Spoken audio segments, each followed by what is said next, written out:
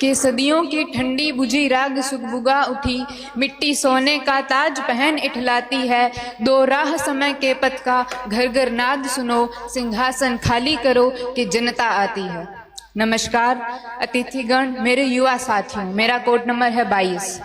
आज़ादी के बाद से भारत ने अब तक क्रूरता का वैसा मंजर नहीं देखा जैसा कि उन 21 महीनों के आपातकाल के दौरान देखा गया था।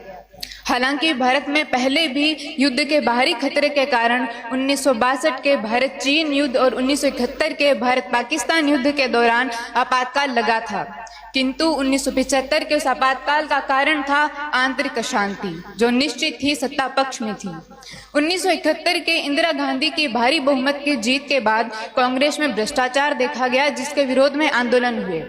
फरवरी 1974 का गुजरात आंदोलन, बिहार का छात्र आंदोलन और मई 1974 की जॉर्ज फर्नांडिस के नेतृत्व में हुई रेलवे हड़ताल। उसके बाद आती एक प्रमुख घटना मार्च 1975 की, जहां राजनारायण ने श्रीमती गांधी पर इलाहाबाद उच्च न्यायालय में चुनावी सीट का भ्रष्ट तरीके से जीत का आरोप लगाया। इसके बाद इलाहाबाद उच्च न्यायालय ने श्रीमती गांधी पर 6 साल तक चुनाव न लड़ने पर रोक लगा दी।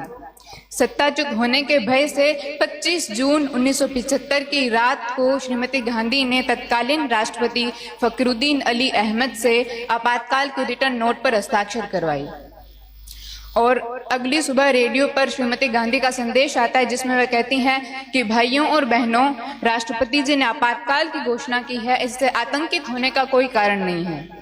आखिर किस आतंक की बात करी थी वो?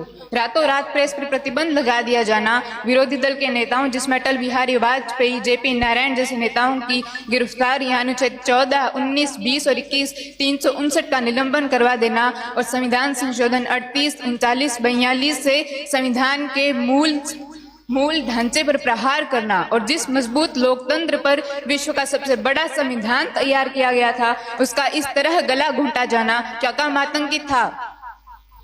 इसके बाद 25 जून 1975 का लगा हुआ आपातकाल 21 मार्च 1977 को हटा और 1977 के चुनाव में ही राजनीतिक सबक के तौर पर देश में पहली बार गैर कांग्रेसी सरकार जनता पार्टी की मोरारजी देसाई के नेतृत्व में आई।